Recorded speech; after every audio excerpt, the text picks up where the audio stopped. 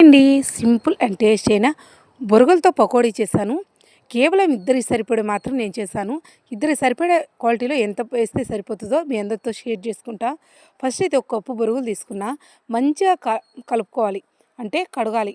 బొరుగులో కొంచెం డస్ట్ ఉంటుంది కదా, మంచిగా కడిగి ఆ నీళ్ళన్నీ వంపేసుకోవాలి.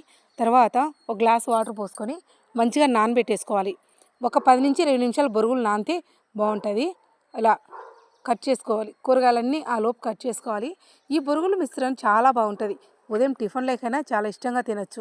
అలాగే బొరుగుల్లోకి మనం ఎప్పుడైనా ఉగ్గాని చేసినప్పుడు ఇలా చేసామంటే చాలా టేస్ట్ ఉంటుంది.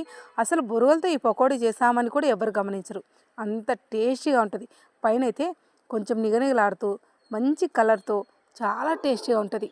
కరకరలాడుతూ ఉంటుంది అంటే నమ్మండి, చాలామంది గమనించుకోరు. కానీ మనం చెప్తే కానీ అది బొరుగులతో చేసాము అనుకోరు. అంత టేస్ట్ బాగుంటుంది. అండ్ టేస్ట్తో పాటు చూడ్డానికి కూడా చాలా బాగుంటుంది. ఉల్లిపాయలన్నీ కట్ చేసి పక్కన పెట్టేసుకున్నా. మంచిగా లేయర్గా వచ్చే బాగుంటాయి ఉల్లిపాయలు, అందుకే విడతీసేసాను. ఇప్పుడు కొత్తిమీర అనేది మన ఆప్షనల్ మాత్రమే ఫ్రెండ్స్, కానీ కొత్తిమీర వేస్తే ఫ్లేవర్ బాగుంటుందని చెప్పి వేస్తున్నా. పర్టికులర్గా పల్లెల్లో ఎవరికైనా లేదా ఉంటే నో ప్రాబ్లం, మన ఇంట్లో దొరికినట్టు కరివేపాకు వేసుకుంటే సరిపోతుంది. పచ్చని కరివేపాకు కూడా 2 మండలు తీసుకున్నా. బంగాళదుంప అండి, నేను ఇద్దరికి వేసే దాంట్లో ఒక చిన్న సైజు బంగాళదుంప ఉడకబెట్టి పెట్టుకున్నా. కొంతమందికి ఇంట్లోకి తుడుంబట్టే మిషన్ ఉంటే పైన తొక్కంతా తీసి మంచిగా తుడుంబట్టేసుకోవచ్చు. పచ్చిగడ్డతోనే పైన తొక్కంతా తీసి తుడుంబట్టి వేసుకోవచ్చు. నా దగ్గర అయితే ఇప్పుడు షాప్లో చేస్తున్నా కాబట్టి తుడుంబట్టే క్లెతర్ లేదని కొంచెం ఉడకబెట్టి పెట్టుకున్నా అనమాట. బొరుగులన్నీ కూడా వాటర్లోంచి మంచిగా పిండి సపరేట్ చేసుకొని ఇప్పుడు ఆ బొరుగులోకి వచ్చేసి మనం ముందుగా తరిగి పెట్టుకున్న ఉల్లిపాయ, అలాగే కొత్తిమీర, కరివేపాకు వేసుకున్నా. ఇప్పుడు బంగాళదుంప కూడా వేసుకున్నా. బంగాళదుంప వేసుకున్న తర్వాత మన రుచి సరిపడంత పసుపు, చిటికెడు పసుపు, అలాగే సువాసనకు వచ్చేదానికేనండి, కలర్ బాగుండేదానికి పసుపు ఏ వంటల్లో వాడినా ఆరోగ్యానికి చాలా మంచిది. కడుపులో ఏదైనా ఇన్ఫెక్షన్ ఉంటే ఈ పసుపు క్లియర్ చేస్తుంది కాబట్టి ప్రతి వంటల్లో దయచేసి వేసుకోండి. నేను ప్రతి వీడియోలో అదే చెప్తాను. తర్వాత కారం, రుచి తగినంత కారం అండి. నేను పచ్చిమిర్చి ఏమీ వేయటం లేదు, కారం మాత్రం వేస్తున్నా. అందుకే రుచి సరిపడంత కారం వేస్తున్నాను. తర్వాత సాల్ట్, మన టేస్ట్ తగినంత సాల్టు, ఒక చిటికెడు వంట సోడా కూడా వేశాను. ఆ తర్వాత జీలకర్ర పొడి వచ్చేసి కొంచెం అంతా వేశాను.